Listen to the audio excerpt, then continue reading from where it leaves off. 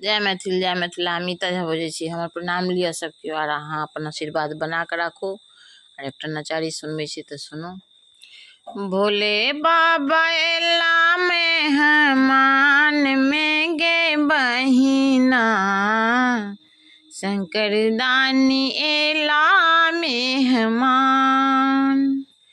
भोला दानी एला मेहमान में गे बहिना, शंकर दानी एला मेहमान। भोला दानी अपने ला संग दुई नाग लेला।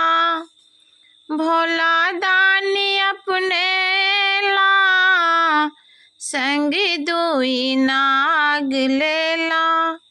नाग छोड़ै छै फुफकार गे बहिना, भोला दानी एला मेहमान।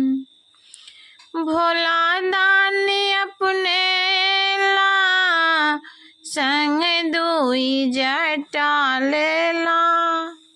जटा सँ बहै छै गंगा धार गे बहिना,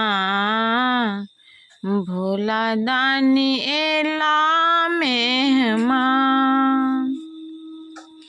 भोला दानी एला मेहमान में गे बहिना, शंकर दानी एला मेहमान।